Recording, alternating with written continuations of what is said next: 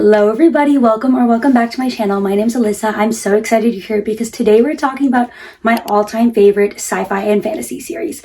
Now, as you can tell behind me, I am a huge fantasy girly. I have been since I was younger. I've been reading fantasy books for as long as I can remember. They just have a special place in my heart.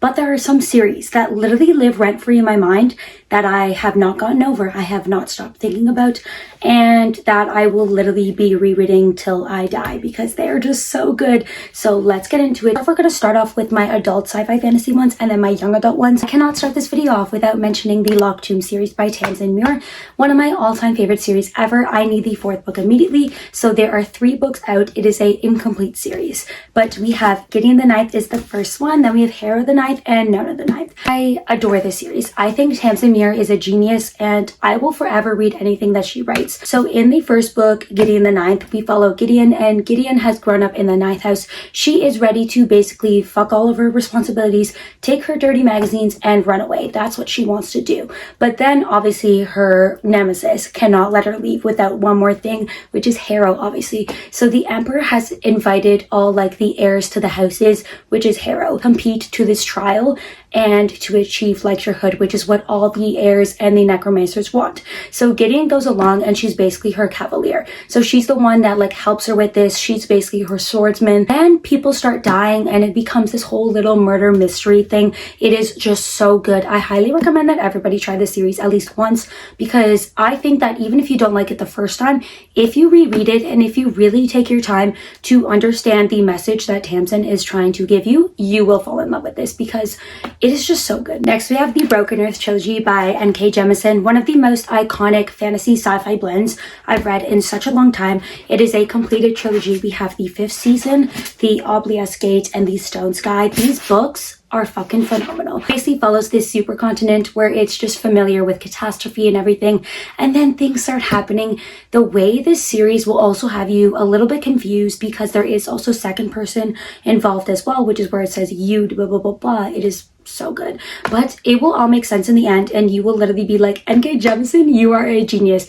It is one of my favorite trilogies of all time. Next, and we all knew this is coming if you've been following me for any amount of time, the Burning Kingdom series by Tasha Suri. This is probably my favorite sapphic fantasy trilogy because I think the world is so rich in descriptions, it's so vivid, it's so lush and incredible, and the magic system is so complex and intricate with just such amazing characters. So it is a completed trilogy now. We have the Jasmine Throne, the Oleander Sword, and the Lotus Empire.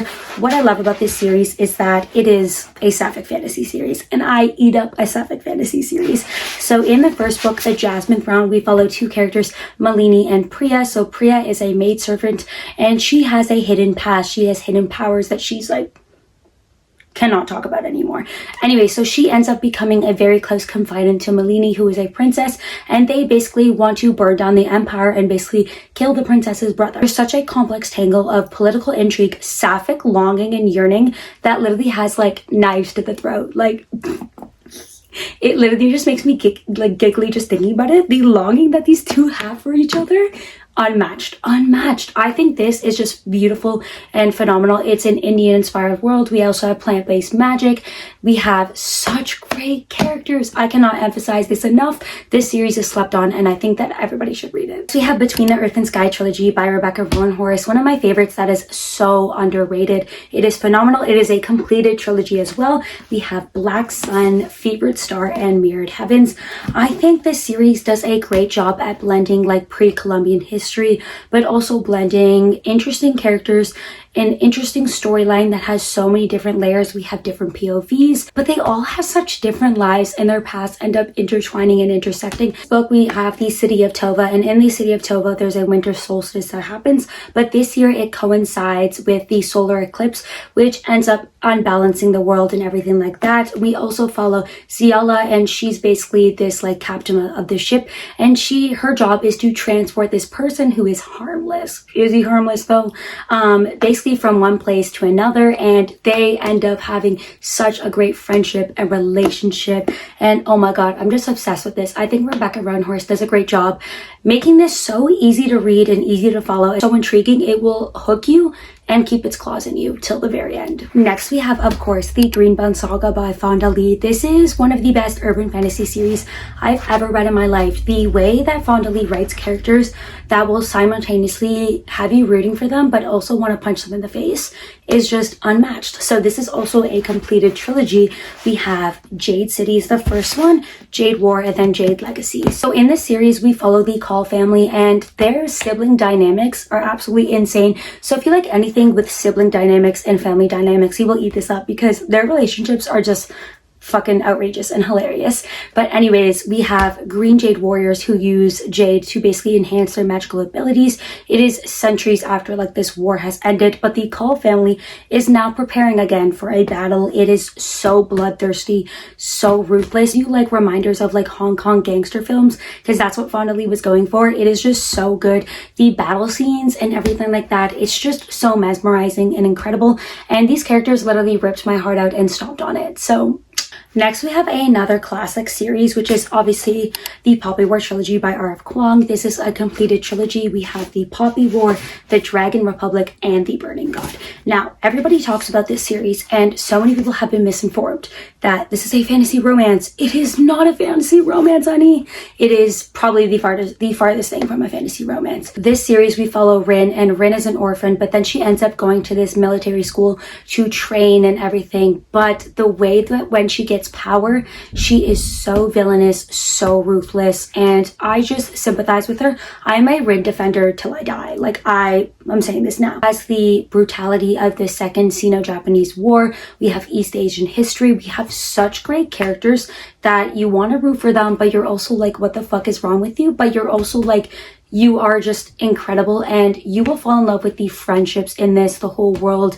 Everything that R.F. Kuang does in this series is just spectacular, and it literally broke me. I read The Burning God in one and I have not been the same since. I actually need to reread this because do I want to be broken again? Yes. Am I scared? Yes, but I just miss these characters so much. Next, we have the Drowning Empire series by Andrea Stewart, which is so criminally underrated. It's not even funny. So we have the Bone Shard Daughter, the Bone Shard Emperor, and the Bone Shard War, which I don't own because I have not read yet because I'm scared for this ending. I don't want to say goodbye to these characters. I love them so much.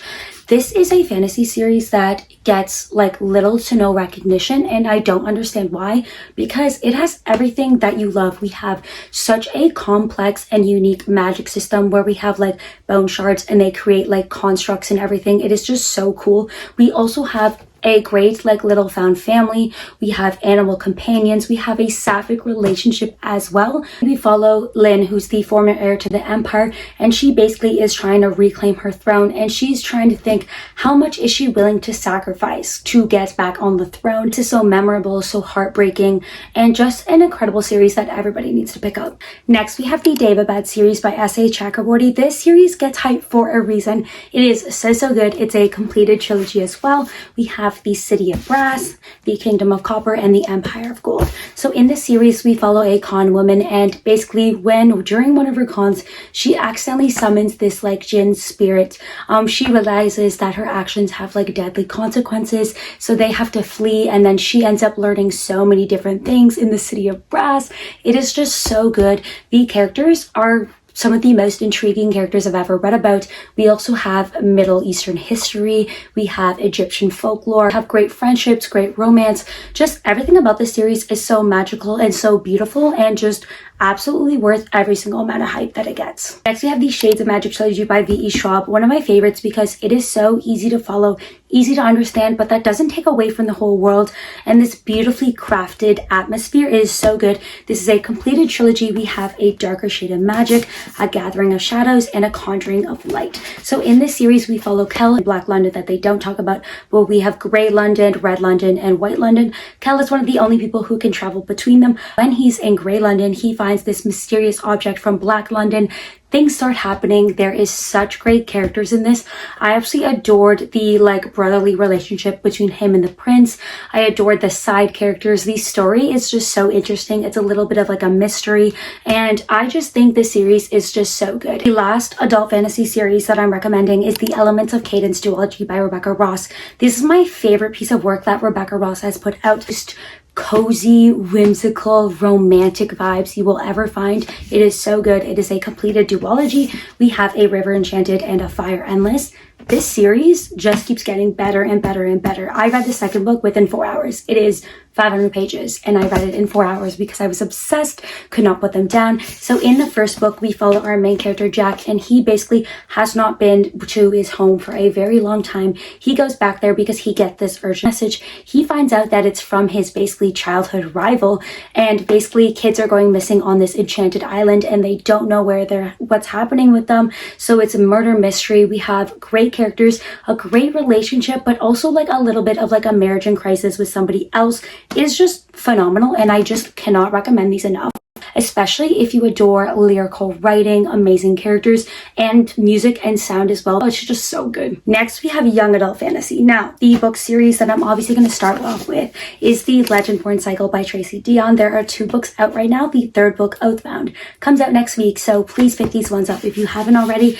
It consists of Legendborn and Bloodmarked, and Oathbound is going to be the 3rd one in this planned 4-book series. So in this book, we follow Bree, and Bree is basically going to this new school. But then on this night at this new school, she sees these demons and everything, and she sees someone slay these demons, and she's like, what the fuck is going on? Then she gets introduced to this whole world of magic and trials and such great characters. Like, the romantic relationships in this series, so good. Urban fantasy, phenomenal. One of the best young adult fantasy series I have read in such a long time. It is so refreshing, so amazing, and I am so excited for the 3rd one. Next is the Crier's duology by Nina Varela. The sapphic sci-fi fantasy blend. We have an impossible love between 2 girls, 1 human, 1 maid, and a love that could birth a revolution. Like, don't tell me that doesn't sound phenomenal. The characters, the writing, the way that Nina Varela does enemies to lovers in this, chef's kiss.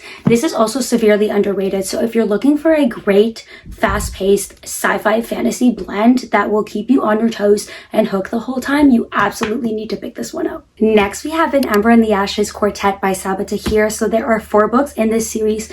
This is an iconic young adult fantasy series. If you have not read this is your shine too, because it is just so good. It is a 4-book completed series. We have an Ember in the Ashes, A Torch Against the Night, A Rebirth Gates, and A Sky Beyond the Storm. So in this book, we follow an orphan, and she's basically fighting for her family. She's trying to get her brother back. And then we also follow a soldier that basically wants to desert everything that he's ever known, and their paths intertwine and interconnect. The way that Saga Tahir can write such a beautiful romantic story, but also bringing in such like an intriguing magic system. I think the books just get better and better the more you like get into the series, especially book 3 and 4.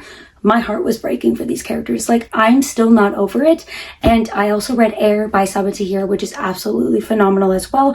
I think this is just so iconic and amazing, and you can tell that Saga Tahir has improved so much as a writer throughout these series because they just keep getting better and better. Next, we have another duology that is probably one of my favorites of literally all time, the Strange the Dreamer duology by Leonie Taylor. This is so beautiful and magical and incredible. It is a completed duology that consists of Strange the Dreamer and Muse of Nightmares. So in this book series, we follow Laszlo, and Laszlo is obsessed with the city of Weep. He's a librarian, little historian. He researches things, and he's been obsessed with the city of Weep for as long as he can remember. He ends up dreaming of this blue-skinned like goddess basically, and then what happens when he ends up going to the city of Weep and actually meets her?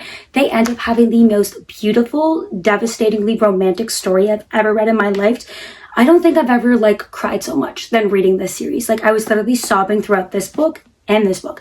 It is just so gorgeous, so layered, and just absolutely phenomenal. Like, I am literally still thinking about these characters, and I read this probably like 5 years ago. And the last book series in this video is going to have to be the Six of Crows duology by Leigh Bardugo. These characters live literally rent-free in my mind. I cannot go a day without thinking of them, thinking of their story. It is just so good. We did duology. We have Six of Crows and Crooked Kingdom. So in Six of Crows, we follow these 6 characters, and they basically go on this heist and everything. But the found family, the relationships, the way that they would literally do anything for each other is just so good. The magic system is not very hard to understand, also just very unique, and I just love the whole Grishaverse in the world. It's just so phenomenal and amazing, and I'm just obsessed with these. I also think the writing is phenomenal, and I sobbed so hard during this. Like literally, I remember sitting in my bed just like bawling my eyes out for I think like 20 minutes because I just could not get over that this is over. I'm still so mad that they canceled the Shadow and Bone show because I just needed more of my crows. Fuck everyone else. Well, like, you know what I mean. I needed crows, all of them. My babies right here. Thank you everybody for watching. This was really fun. I just love talking about the books that I just love. Like, it's just so much fun.